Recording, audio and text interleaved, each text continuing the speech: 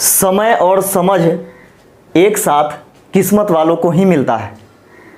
आम व्यक्तियों के पास जब समय होता है तो समझ नहीं रहता है, और जब समझ होता है तो समय ही चला जाता है। दोस्तों, आपके अपने YouTube चैनल मैथ्स हंगामा में बहुत बहुत स्वागत है। आइए दोस्तों, आज आप रेलवे के कुछ महत्वपूर्ण क्वेश्चन को आप देखेंगे, जो कि रेलवे बार बार रिपीट करता है ऐसा क्वेश्चन, और इस वीडियो को देख करके आपको बहुत कुछ सीखने को मिलेगा। इस चैनल पर आप नए हैं तो चैनल को सब्सक्राइब कर लीजिए और बेल आइकन को प्रेस कर लीजिए, ताकि सबसे पहले वीडियो का नोटिफिकेशन आप तक पहुंचेगा। दोस्तों, आइए हम लोग शुरू करते हैं और इसका पहला क्वेश्चन देखते हैं। दोस्तों, इसका पहला क्वेश्चन है टाइम एंड वर्क से संबंधित। ए और बी किसी काम को मिलकर 35 दिन में कर सकते हैं। दोस्तों देखिएगा कि ए और बी दो व्यक्ति हैं और दोनों मिलकर के काम करता है तो 35 दिन में काम को समाप्त कर पाता है। ए अकेले काम करता है और 5/7 कार्य को पूरा करता है। ए अकेले काम करता है और पूरा काम नहीं करता है, काम का 5/7 को ही पूरा करता है और फिर छोड़ देता है। बाकी काम को बी अकेले पूरा करता है। कार्य को पूरा करने में कुल 90 दिन का समय लगता है। यानी इस प्रकार काम होता है तो काम खत्म होने में कितना समय लगता है, तो 90 दिन का टोटल समय लगता है। इन दोनों में अधिक कुशल ए द्वारा काम को स्वयं पूरा करने के लिए कितने दिन लगते हैं। दोस्तों यहाँ पे समझिएगा कि स्वयं अगर पूरा करेगा ए काम तो कितना दिन में पूरा कर पाएगा। ऐसा प्रश्न कॉन्सेप्ट से बनाइएगा तो बहुत ज़्यादा समय लगेगा और जल्दी बन भी नहीं पाएगा। तो दोस्तों इसको हम लोग क्या करेंगे, बाई ऑप्शन से बनाने का प्रयास करेंगे। ऑप्शन नंबर ए में है 40, बी में है 45, सी में है 48 और डी में है 42। दोस्तों एक चीज़ समझिएगा, यहाँ पे बोला गया क्या कि ए जो है वह 5/7 काम ही कर पाता है। तो सोच के देखिए कि ए 5/7 काम करता होगा तो बी कितना करता होगा। हर का मान क्या होता है, ओरिजिनल वैल्यू होता है, यानी मूल मान होता है। तो 7 काम में से 5 काम ए कर दिया तो बच गया कितना काम, 2 काम, जो कि बी करेगा। यानी 7 काम में 2 काम बी करेगा। यहां से ये चीज आपको समझ में आ गया होगा। दोस्तों यहां पे देखिएगा कि ए हर का जो मान है, इससे जो ऑप्शन कटेगा वही आपका आंसर होता है, यानी वही होने का संभावना है ना। तो यहां पे देखिएगा कि 7 से 40 नहीं कटेगा तो यह आंसर कभी नहीं हो सकता। 7 से 45 नहीं कटेगा तो ये भी आंसर आपका नहीं हो सकता है। 7 से 48 नहीं कटेगा तो ये भी आपका आंसर नहीं हो सकता है। 7 से 42 कट रहा है, यह आंसर आपका हो जाएगा। लेकिन एक से अधिक ऑप्शन कटता, उस कंडीशन में हम लोग कैसे बनाते हैं, तो आइए हम लोग जांच करके देखते हैं कि आखिर यह सही है या नहीं है। दोस्तों यहाँ पे समझिएगा कि आपको क्या करना है कि 42 ले लेना है, यानी ए का मान जो है, ये पूरा काम करने में जो समय लेता है उसका मान लेना है, और गुना करना है किससे, ये दोनों मिल करके जितना दिन में काम करता है उससे, और ये दोनों के अंतर से भाग देना है। तो 35 और 42 के बीच 7 का अंतर है, तो 7 से आप भाग दीजिएगा तो 7 छक 42, 6 पचे 30 के 0, 36 18 और 3 21, ये हो गया आपका। 21 का आया तो बी का मान आया, यानी बी अकेले कितना दिन में पूरा काम कर पाएगा, तो 210 दिन में पूरा काम कर पाएगा। लेकिन काम कितना करता है, तो 2/7 काम ही करता है। तो यहाँ पे देखिएगा कि 210 का 2/7 निकालिएगा तो 7 × 21, यानी 30 बार में 30 दूनी 60 दिन इसको लगा कितना काम करने में, तो 2/7 काम करने में बी को लगा। जबकि ए पूरा काम 42 दिन में करता है तो 5/7 काम कितना दिन में किया होगा, तो देखिएगा कि 42 गुने 5/7, 7 छक 42, 6 पचे 30 दिन। और दोस्तों देखिएगा कि दोनों मिल करके कितना दिन में काम को समाप्त कर पाया? तो 90 दिन में। यानी कुल काम इस प्रकार कितना दिन में समाप्त हुआ? तो 90 दिन में। और क्वेश्चन में देखें तो 90 दिन दिया गया था कि नहीं? बिल्कुल दिया गया था। तो यही चीज़ आपको प्रूव करना था कि आखिर दोनों मिल करके आंशिक रूप से काम करता है तो 90 दिन में पूरा काम समाप्त हो जाता है। और यह 90 दिन आया कि नहीं? तो जिस भी ऑप्शन से इस प्रकार से आ जाएगा वही ऑप्शन आपका सही होगा। कौन से कंडीशन में? जब इसके हर से एक दो ऑप्शन यानी एक से अधिक ऑप्शन कट जाए उस कंडीशन में। लेकिन यहाँ पे क्या था कि इसके हर से सिर्फ एक ही ऑप्शन कटा तो डायरेक्ट आपका यहाँ पे आंसर हो गया। ये चीज़ चेक करने का कोई ज़रूरत नहीं था। तो दोस्तों समझ में आ गया होगा, नोट कर लीजिए। दोस्तों अगला क्वेश्चन देखिएगा। अगला क्वेश्चन है कि अनिल एक काम को 14 दिनों में और रोहित उसी काम को 21 दिनों में कर सकता है। ए से अनिल को डिनोट करते हैं जो कि 14 दिन में काम करता है, जबकि आर से रोहित 21 दिन में काम को समाप्त कर पाता है। ये दोनों का एलसीएम कितना हो जाएगा? तो एलसीएम हो जाएगा 42। 14 या 42, 21 दूनी 42। ए का एफिशिएंसी 3 आ गया, जबकि आर का एफिशिएंसी 2 है। यहाँ बोला गया कि दोनों एक साथ मिलकर कुछ दिन काम करते हैं और उसके बाद अनिल काम छोड़ देता है। यानी कुछ दिन मिलकर दोनों मिलकर के काम करते हैं और कुछ दिन के बाद क्या होता है कि अनिल काम छोड़ देता है। यदि रोहित ने 3 दिन तक अकेले काम किया तो इस काम को समाप्त होने में लगे दिनों की कुल संख्या क्या है? दोस्तों यहाँ पे समझिएगा कि जब अनिल काम करना छोड़ देता है तो उसी समय रोहित तो अकेला होगा, है कि नहीं? जब दोनों मिलकर के काम कर रहा था तो दोनों मिलकर काम कर रहा था, लेकिन जब अनिल काम छोड़ दिया करना तो रोहित अकेले पड़ गया। और यहाँ पे बोल ही रहा है कि रोहित ने 3 दिन तक अकेले काम किया, तो रोहित के द्वारा 3 दिनों तक किया गया कार्य। तो एक दिन में रोहित 2 काम करता है तो 3 दिन में कितना काम किया होगा? तो 6 काम। तो टोटल 42 काम है, इसमें से 6 काम घटा दीजिएगा तो शेष 36 काम बच जाएगा। शेष कार्य 36 काम। और यही 36 काम को शुरुआत में दोनों मिल करके किया था, है ना? दोनों मिल करके अनिल और रोहित दोनों मिल करके 36 काम को कितना के हिसाब से? इसके एफिशिएंसी से भाग दे दीजिए तो 3 और 2 5 के हिसाब से। 5 7 35 1 36/5 दिन, यानी 7.1/5 दिन दोनों मिल करके काम किया। तो कुल समय कितना लगा? तो देखिएगा कि कुल समय लगा, इसको कार्य समाप्त होने में लगा कुल समय 3 दिन उधर अकेले रोहित किया है तो 3 + 7.1/5 दिन दोनों मिलकर के किया है। तो 7.1/5 दिन लिखिए या फिर 36/5 लिखिए। 5 × 15, 15 + 36/5, 6 × 5 = 11 के 1, 3 × 1 = 4, 1 5, 51/5, यानी बटा के रूप में ही आंसर है आपका। तो 51/5 दिन कुल कार्य करने में समय लगा, जो कि ऑप्शन नंबर बी में दिया गया है। दोस्तों अगला क्वेश्चन देखिएगा। अगला क्वेश्चन है कि 1000 रुपये की धनराशि को तारा, तमन्ना और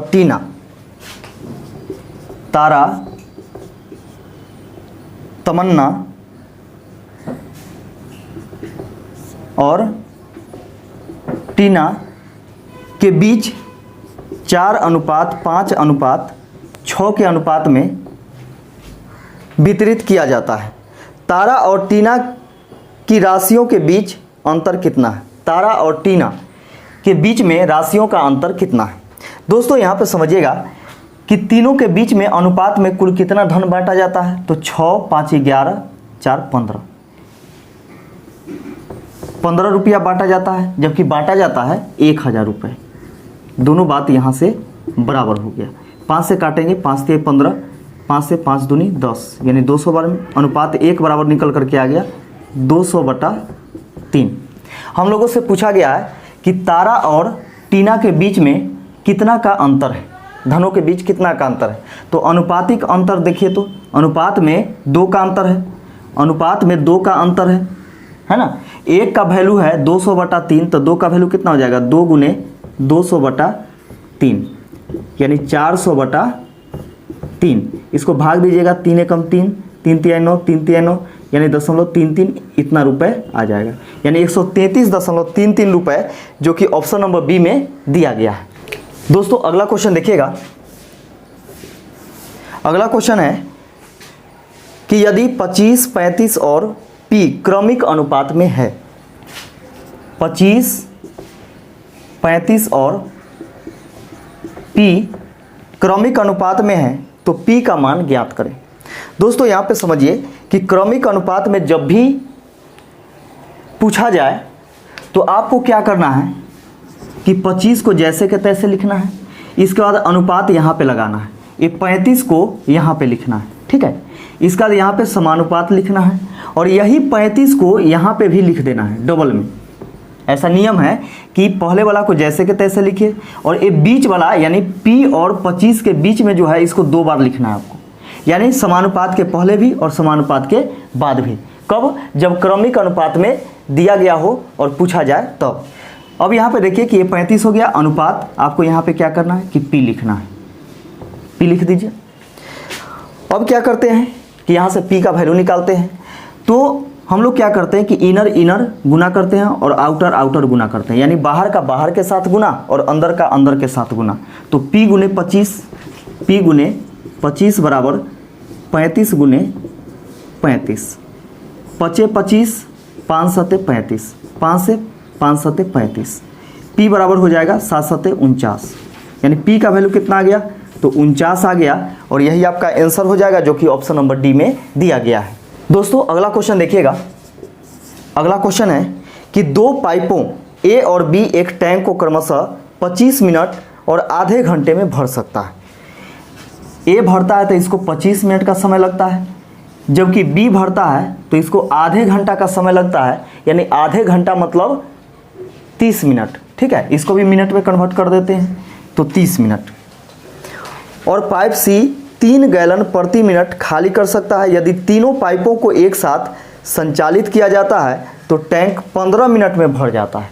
दोस्तों यहाँ पे देखिएगा कि तीनों पाइप को एक साथ खोला जाता है तो ए और बी भरने वाला है, जबकि सी खाली करने वाला है, तो 15 मिनट में पूरा भर जाता है। यानी ए और बी क्या है, तो भरने वाला है ना, सी क्या करने वाला है, तो खाली करने वाला है। ये सभी का पहले एलसीएम ले लीजिए, तो एलसीएम कितना हो जाएगा, एलसीएम हो जाएगा 150। एलसीएम कितना हो जाएगा, तो 150 हो जाएगा। और 25 से 25 छके 150, 6 बार में 30 पचे 150 और 15 से 15 दहाई 150, 15 दहाई 150। अब यहाँ पे देखिए बोला क्या जा रहा है, टैंक की धारिता ज्ञात करें। टैंक का जो क्षमता है यानी धारिता जो है उसमें उस टैंक में कितना लीटर पानी आएगा, कितना गैलन पानी आएगा, ये चीज़ निकालना है।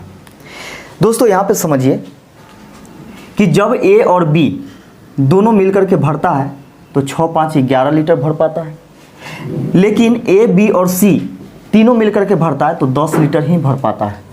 तो सोच के देखिए कि ए और बी दोनों तो यहाँ पे शामिल है इसमें, और इसका क्षमता है कि प्रति मिनट यह कितना भरेगा, तो यह भरेगा 11 लीटर, जबकि सी के साथ मिल करके 10 लीटर भर पाता है। इसका मतलब हुआ कि सी 1 लीटर खाली करता है, सी 1 लीटर खाली करता है। तो सी को कहा जाए 150 लीटर पानी को खाली करने के लिए, तो कितना देर में खाली कर देगा, तो 150 मिनट में कर देगा, 150 मिनट में कर देगा। और यहाँ पे दिया गया था क्वेश्चन में कि सी का क्षमता है कि यह 3 गैलन प्रति मिनट खाली करता है पानी। तो सोचिए कि 150 मिनट में टंकी को खाली कर दिया है तो कितना टंकी में पानी रहा होगा, तो प्रति मिनट यह 3 गैलन पानी को क्या करता है कि खाली करता है। तो 150 मिनट में कितना गैलन को खाली किया होगा, तो 150 गुने 3 यानी 15 तिया 45, 450 गैलन, यानी 150 मिनट में 450 गैलन पानी को खाली किया गया होगा। तो यही 450 गैलन इसका क्षमता हो गया, किसका? तो टंकी का। नोट कर लीजिए इसको। दोस्तों अगला क्वेश्चन देखिएगा। अगला क्वेश्चन है इसका कि 6600 रुपये को दो भागों में इस प्रकार विभाजित करें कि पहले भाग पर 3 वर्षों के लिए प्रति वर्ष 10% की दर पर प्राप्त साधारण ब्याज दूसरे भाग पर 4 वर्षों के प्रति वर्ष 9% की दर पर प्राप्त साधारण ब्याज के बराबर हो जाए। दोस्तों यहाँ पे देखिएगा कि आप जानते होंगे कि कुल ब्याज बराबर क्या होता है? कुल ब्याज बराबर होता है समय गुने दर। क्या होता है? समय गुने दर होता है। तो देखिएगा यहाँ पे कि पहला जो भाग है वह 3 वर्षों के लिए 10% पर लगाया गया है। तो 3 गुने 10 करेंगे 10%, तो 10 या 30%। कुल ब्याज इसका क्या हुआ? तो 30% हुआ कुल ब्याज, है ना।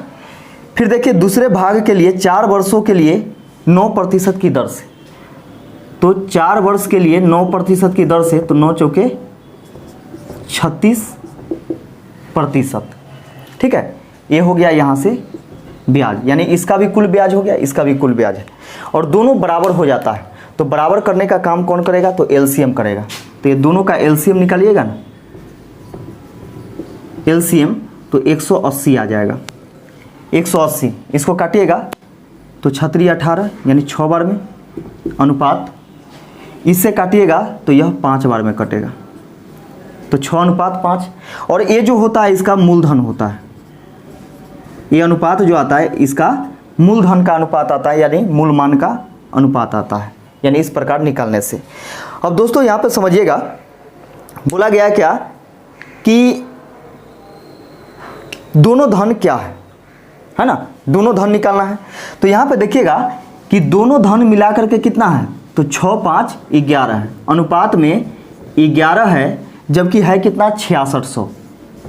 दोनों बात यहाँ से बराबर हो गया, 11 6 66, 600 बार में, अनुपात 1 बराबर 600। तो देखिए 6 बराबर कितना हो जाएगा? 6 1 3600, 3600 रुपये। और दूसरा धन कितना हो जाएगा? तो 6 5 30 यानी 3000 रुपये। तो पहला धन 3600 रुपये और दूसरा धन 3000 रुपये, जो कि ऑप्शन नंबर ए में दिया गया है, और यही इसका आंसर हो जाएगा। दोस्तों अगला क्वेश्चन देखिएगा। अगला क्वेश्चन है कि 6 साल पहले साइना और सागर की आयु कौन कौन है? तो साइना और सागर है। तो कितना साल पहले? तो 6 साल पहले। पहले बोलेगा तो माइनस से डिनोट करेंगे, है ना। तो देखिएगा साइना और सागर की आयु का अनुपात 6:5 था।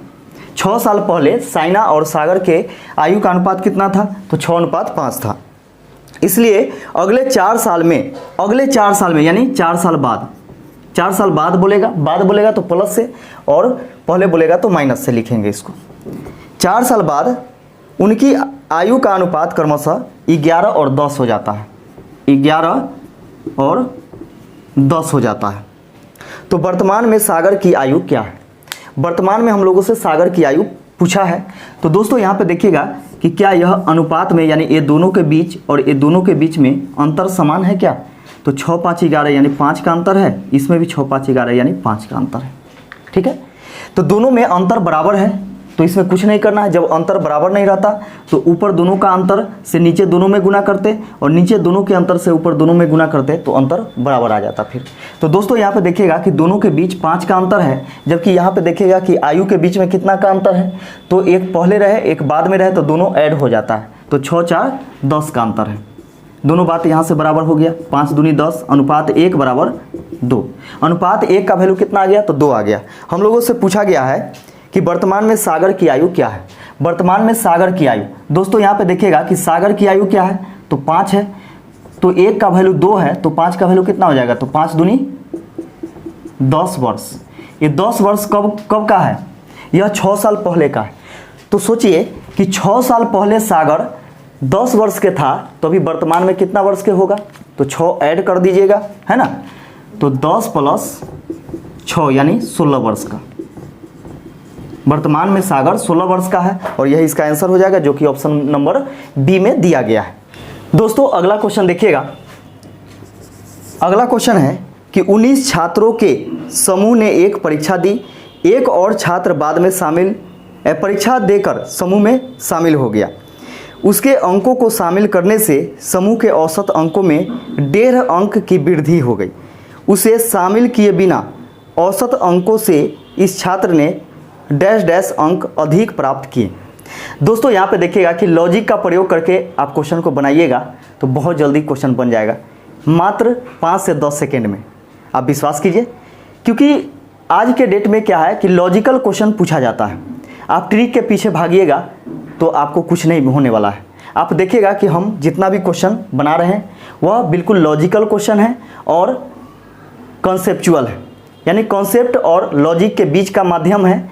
ट्रिक का यहाँ पे कोई उपाय नहीं है। दोस्तों यहाँ पे समझिएगा कि 19 छात्र पहले से था और 20वां आया है, तब तो औसत अंक बढ़ गया है।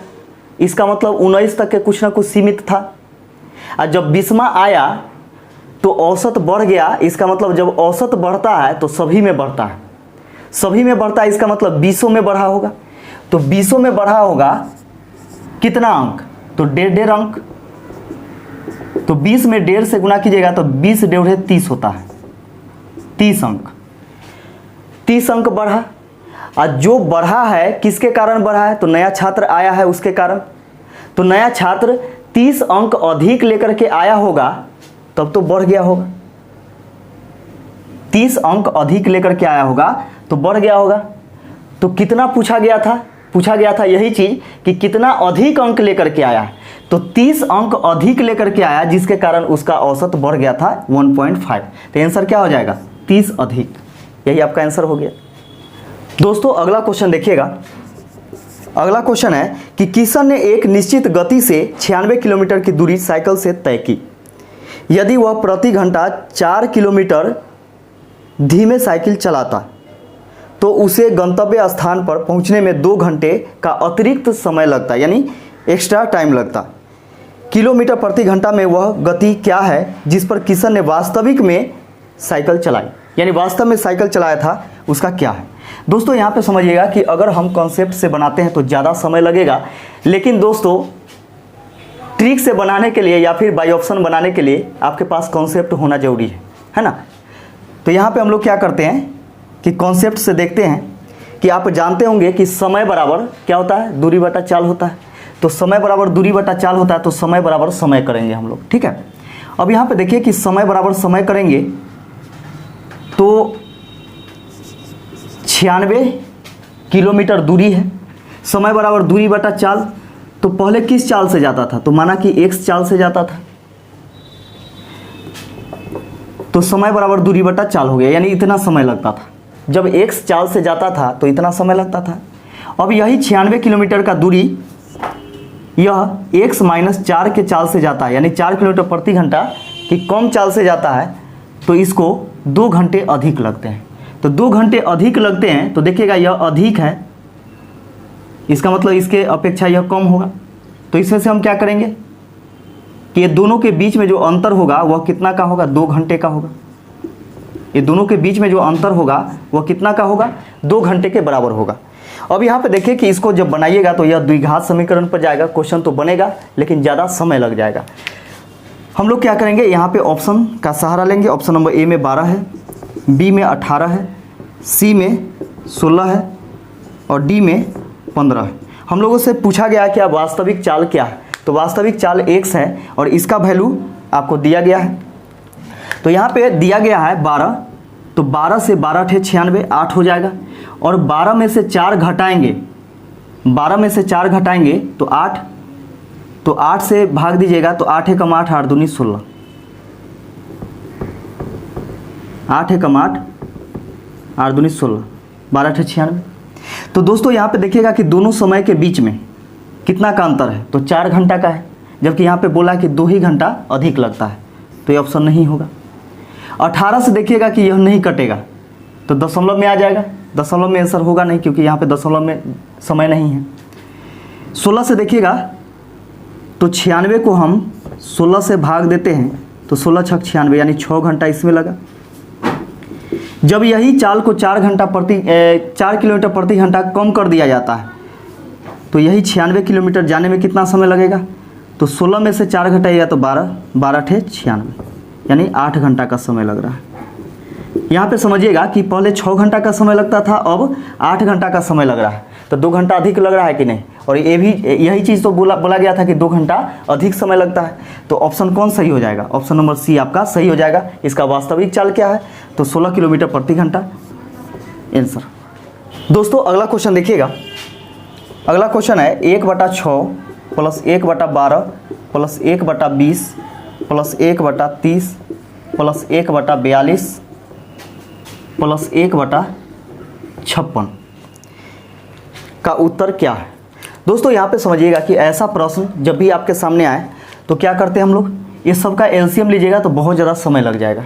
यहाँ पे हम लोग तोड़ करके देखते हैं। पहला को 2 तिहाई 6, पहले छोटा रखेंगे इसके बाद बड़ा रखेंगे और इसको तोड़ेंगे, और तोड़ेंगे ऐसे 2 भागों में कि देखेंगे कि ये दोनों के बीच में अंतर ऊपर है कि नहीं है। इसको भी तोड़िएगा तो 3 चौके 12 देखिएगा, यहाँ पे सबका नीचे दोनों का अंतर ऊपर में होगा।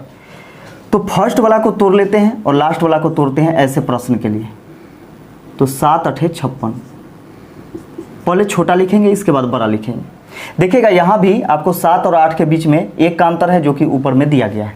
ऐसे प्रश्न में क्या होता है कि बीच वाला सब कट जाता है, एक शुरू में बचेगा 1/2, शुरू में बचेगा 1/2 और लास्ट में बचेगा 1/8 ये वाला, बाकी बात बीच वाला सब कट जाएगा। शुरू वाला आपको प्लस में बचेगा और लास्ट वाला माइनस में बचेगा। शायद आप पढ़ चुके होंगे इस कॉन्सेप्ट को, अगर नहीं पढ़े हैं तो हमसे आप जुड़े रहिए। फाउंडेशन बैच में एक से बढ़कर एक चीज़ आपको पढ़ाया जाएगा। देखिएगा यहाँ पे कि ये दोनों का एलसीएम हम लेते हैं तो 8 हो जाता है। 2 चौके 8, 4 8 एकम 8 1, यानी 4 में से 1 घटाएगा 3/8। 3/8 आपका आंसर हो जाएगा, जो कि ऑप्शन नंबर बी में दिया गया है। दोस्तों अगला क्वेश्चन देखिएगा। अगला क्वेश्चन है कि एक व्यक्ति ने 9% साधारण ब्याज पर धनराशि उधार ली और इसे 3 वर्षों के लिए 10% चक्रवृद्धि ब्याज पर निवेश किया। 3 वर्ष बाद इसे 1952 रुपये लाभ प्राप्त हुआ। उसने कितनी धनराशि उधार ली थी? दोस्तों यहाँ पे देखिए यह बहुत तेज निकला कि साधारण ब्याज पर लेता है और चक्रवृद्धि ब्याज पर लगा देता है, तो ये दोनों के बीच में जो अंतर होगा वही तो लाभ होगा। दोनों ब्याज के बीच में अंतर जो होगा वही तो उसको लाभ मिलेगा। तो यहाँ पे देखिएगा कि साधारण ब्याज आप जानते हैं कि दर गुने समय होता है, तो 9% इसका दर है और समय कितना है तो 3 वर्ष है। तो 9 तिया 27%, यानी कुल ब्याज कितना मिला इसको तो 27% यह निकला एसआई, साधारण ब्याज यानी सिंपल इंटरेस्ट। इसके बाद देखिएगा कि चक्रवृद्धि ब्याज 10% इसका रेट है और 3 वर्ष के लिए है।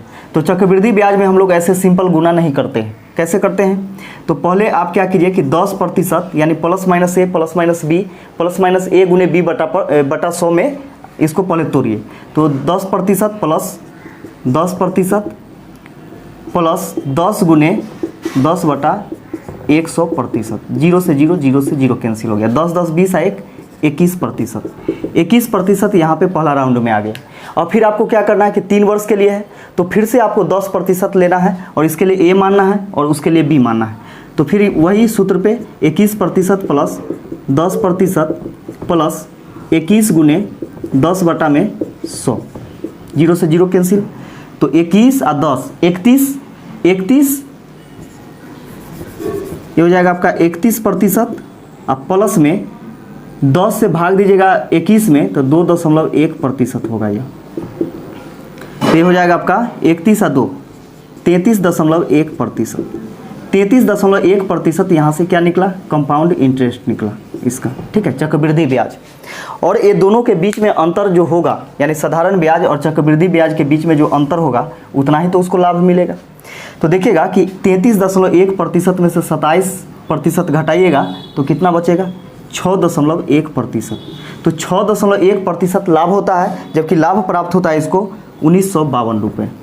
यहाँ से दोनों बात बराबर हो गया। अब इसको आप काटेंगे तो यहाँ पे देखिए कि 10 बटा में हो जाएगा।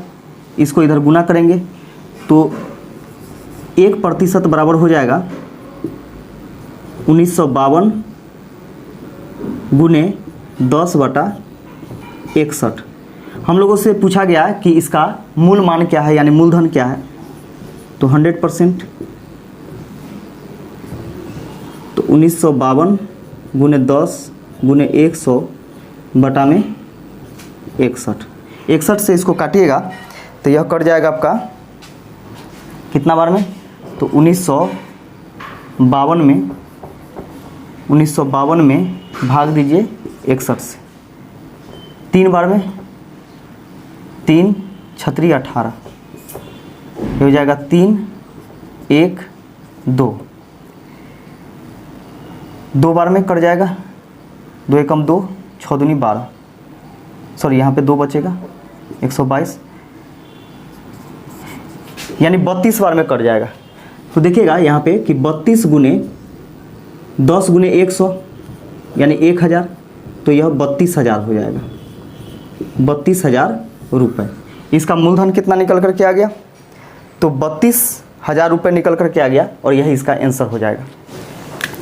दोस्तों अगला क्वेश्चन देखिएगा।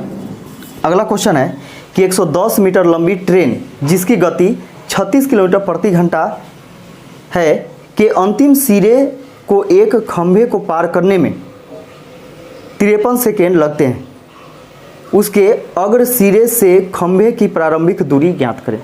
दोस्तों यहाँ पे देखिएगा कि खंभा पार नहीं करता है, पूरे ट्रेन खंभा को पार करता है। तो आगे से पीछे तक का वो जो लंबाई है वो चीज़ पूछा गया है, यानी दूरी पूछा गया है। ठीक है, तो यहाँ पे देखिएगा कि जब खंभा को पार करता तो खंभा का लंबाई मैटर नहीं रखता है, लेकिन यहाँ पे क्या कि जो दूरी क्रॉस किया है उस दूरी को पूछा गया है तो वो चीज़ मैंने रखेगा। तो दोस्तों यहाँ पे देखिएगा कि क्या होता है, डी बराबर एस गुने टी, यानी दूरी बराबर चाल गुने समय। तो डिस्टेंस में हम लोग क्या करते हैं कि रेल की लंबाई यानी रेलगाड़ी की लंबाई और प्लस में वो जो दूरी तय किया है उसका लंबाई दोनों जुड़ जाता है। तो रेल का लंबाई कितना है रेलगाड़ी का 110 मीटर और प्लस वह दूरी कितना तय किया मालूम नहीं, तो माना कि x मीटर बराबर स्पीड क्या है इसका, तो स्पीड है इसका 36 किलोमीटर प्रति घंटा। इसको मीटर प्रति सेकेंड में बदलेंगे, तो मीटर प्रति सेकेंड में बदलने के लिए 5/18 से गुना करते हैं और गुने टाइम क्या है, तो 53 है, 53, 18 से 18 दूनी 36, 5 दूनी 10, 10 से इसमें गुना करेंगे कितना हो जाएगा 110 प्लस x बराबर 530 हो जाएगा। ठीक है, अब इसको घटाइएगा तो x बराबर हो जाएगा, इसको घटा दीजिए उधर ले जा करके, तो 420 हो जाएगा, यानी 420 मीटर। यानी वह जो दूरी है यानी अग्र सिरे से खंभे की प्रारंभिक दूरी कितना है, तो 420 मीटर, जो कि ऑप्शन नंबर बी में दिया गया है। दोस्तों अगला क्वेश्चन देखिएगा। अगला क्वेश्चन है कि एक समकोण त्रिभुज में ज्यामितीय आधार से लंब 4 सेंटीमीटर बड़ा है और कर्ण उससे 4 सेंटीमीटर बड़ा है, कर्ण की लंबाई की गणना करें। दोस्तों यहाँ पे देखिए, ये लंब हो गया, ये आधार हो गया और यह कर्ण हो गया, त्रिभुज ए बी सी। अब यहाँ पे देखिएगा कि ज्यामितीय आधार से लंब क्या है, तो 4 सेंटीमीटर बड़ा है। तो ज्यामितीय आधार यह है, आधार को हम x मान लेते हैं, तो इसका लंब क्या है, इससे 4 सेंटीमीटर ज़्यादा है, यानी x + 4 सेंटीमीटर होगा। ठीक है, जबकि बोला गया है और कर्ण उससे मतलब क्या, लंब से 4 सेंटीमीटर बड़ा है, यानी यह जो होगा x + 8 हो जाएगा। हम लोगों से पूछा गया है कि कर्ण की लंबाई की गणना करें, यानी कर्ण की लंबाई कितनी है, ये चीज़ पूछा गया है। तो आप जानते हैं कि कर्ण के स्क्वायर यानी x + 8, कर्ण के स्क्वायर बराबर होता है आधार के स्क्वायर प्लस लंब का स्क्वायर, यानी x + 4 का स्क्वायर। ठीक है, अब यहाँ पे देखिए कि a + b के होल स्क्वायर पर तोड़ेंगे तो a² + b² + 2ab 16x। ठीक है, बराबर x² प्लस इसको भी a + b के होल स्क्वायर पर तोड़ेंगे तो a² + 2ab 8x + b² यानी 16। अब देखिए यहाँ पे हम लोग क्या करते हैं, एक्स स्क्वायर से एगो एक्स स्क्वायर कैंसिल हो जाएगा। इस सब को ला करके इधर हम घटाते हैं, चाहे इसको उधर ले जाते हैं, तो इस सब को उधर ले जाएंगे तो देखिएगा कि एक्स स्क्वायर माइनस 8x में से 16x जा करके घटेगा तो माइनस 8x बचेगा। 16 में से 64 जा करके घटेगा 48 बचेगा, माइनस 48 बराबर इधर कुछ नहीं तो 0। अब यहाँ पे देखिए कि इसको हम लोग क्या करते हैं, द्विघात समीकरण पर तोड़ते हैं, यानी फर्स्ट इंटू लास्ट पे तोड़ते हैं। तो 48 से कम 48 को ऐसे दो भागों में तोड़ेंगे कि दोनों को जोड़ घटा करके क्या आना चाहिए, बीच वाला यानी 8x आना चाहिए। तो 12 चौके 48 और 12 और 4 के बीच में कितना का अंतर है, तो 8 का अंतर है। तो x square minus 12x plus 4x minus 48 बराबर 0। x कॉमन लेते हैं तो x माइनस 12 प्लस 4 कॉमन लेते हैं तो x माइनस 12 बराबर 0। x माइनस 12 बराबर 0, तो x बराबर कितना हो जाएगा, 12 हो जाएगा, यानी x का वैल्यू क्या आ गया, तो 12 आ गया। इससे हम लोग नहीं निकालेंगे क्योंकि x प्लस 4 बराबर 0 है, तो प्लस वाला लेते हैं तो माइनस में आ जाएगा और माइनस में माप नहीं होता है। ठीक है, अब यहाँ पे समझिए कि कर्ण का वैल्यू पूछा गया है, तो x का वैल्यू क्या है, 12 है, तो x का वैल्यू 12 है, तो यहाँ पे x के जगह 12 रखेंगे प्लस 8, 12 8 20 सेंटीमीटर, यानी कर्ण का लंबाई जो है वह 20 सेंटीमीटर है, जो कि ऑप्शन नंबर सी में दिया गया है। दोस्तों अगला क्वेश्चन देखिएगा। अगला क्वेश्चन है कि भूमि का एक त्रिभुजाकार भाग जिसकी भुजाएं क्रमशः 72 मीटर, 30 मीटर और 78 मीटर है। तो देखिएगा दोस्तों यहाँ पे 72,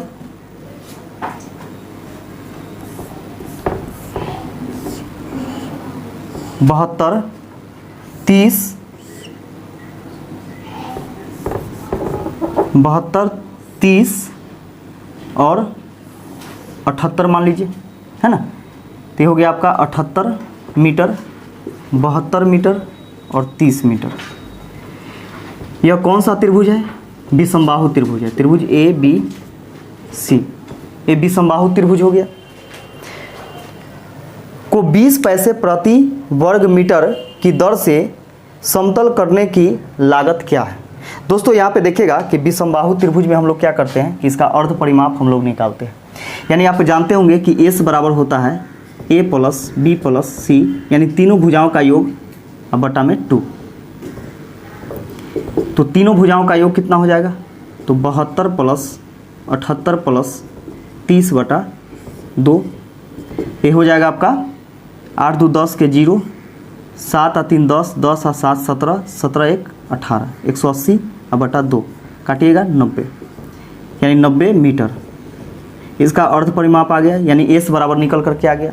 अब यहाँ पे हम लोग लगाएंगे हीरोन्स फार्मूला। ठीक है, तो हीरोन्स फार्मूला क्या कहता है, तो त्रिभुज का क्षेत्रफल, यानी विषमबाहु त्रिभुज का क्षेत्रफल बराबर root under S into S minus A into S minus B into S minus C, यही होता है। दोस्तों यहाँ पे समझिएगा एस का वैल्यू क्या है, एस का वैल्यू 90 है। 90 इंटू 90 माइनस ए का मान हम लोग कितना माने हैं, तो 72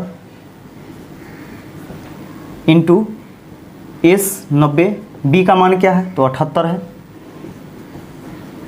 और सी का मान क्या है, तो 30 है, यानी 90 माइनस 30।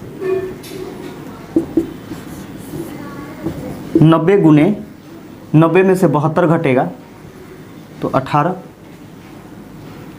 गुने 90 में से 78 घटाइएगा तो यह 12 होगा, गुने 90 में से 30 घटाइएगा तो 60 हो जाएगा। ये सभी को हम गुना करते हैं। इससे पहले देखते हैं क्या कि वर्गमूल निकालना है, तो जब वर्गमूल निकालना है तो इस प्रकार हम लोग इसको तोड़ेंगे। 9 गुने 10 90, 9 गुने 2 18, 2 गुने 4 3 गुने 4 12, और 2 गुने 3 गुने 10 60, अब यहाँ पे क्या करना है कि एक जोड़ा बराबर ए को लिखते हैं बाहर निकाल करके, यानी दो दो का पेयर बनाते हैं। तो देखिएगा यहाँ पे कि 1 9 और 1 9, दोनों 9 के लिए एगो 9 बाहर लिखेंगे। इसका देखिएगा ये 2 10 है, ये दोनों के लिए एगो 10 बाहर आएगा गुने। इसका देखिए 4 का वर्गमूल क्या होगा, 2 होगा गुने ए वाला 2 और ए वाला 2, एक पेयर बन रहा है, इसके लिए फिर 2 आ जाएगा गुने। अब यहाँ पे देखिएगा कि 1 3 यहाँ है और 1 3 यहाँ है, एक पेयर इसका भी बन रहा है, इसके लिए 3 बाहर आ जाएगा। तो 3 दूनी 6, 6 दूनी 12, 12 नमा 108, 108 पर 1 0 यानी 1080 मीटर स्क्वायर यानी वर्ग मीटर। तो 1080 वर्ग मीटर इस विषमबाहु त्रिभुज का क्षेत्रफल निकल करके आ गया। और बोला जा रहा है कि 1 वर्ग सेंटीमीटर का खर्च कितना है, तो 20 पैसा है।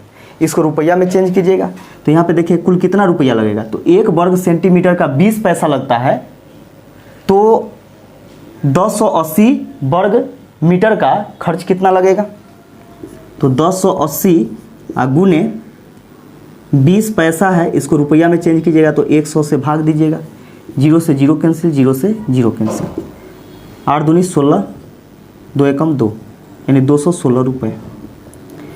यानी समतल कराने का खर्च कितना आ गया, तो 216 रुपये। यही इसका आंसर हो जाएगा।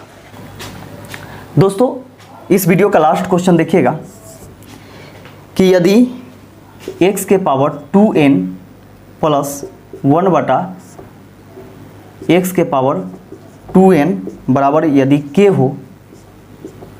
हो तो पूछा गया है कि x के पावर n माइनस 1 बटा x के पावर n बराबर क्या होगा, इतना का मान क्या होगा। दोस्तों यहाँ पे समझिएगा कि इतना का वैल्यू पूछा गया है, तो हम क्या करते हैं कि इतना का वर्ग करते हैं। क्या करते हैं, इतना का यदि हम वर्ग करते हैं यानी x के पावर n माइनस 1 बटा x के पावर n का वर्ग करते हैं यानी स्क्वायर करते हैं। तो दोस्तों यहाँ पे समझिए कि a माइनस बी के होल स्क्वायर क्या होता है, a स्क्वायर, यानी इसका स्क्वायर करेंगे तो x के पावर 2n हो जाएगा, 2n प्लस बी स्क्वायर यानी 1 बटा x के पावर 2n माइनस 2ab,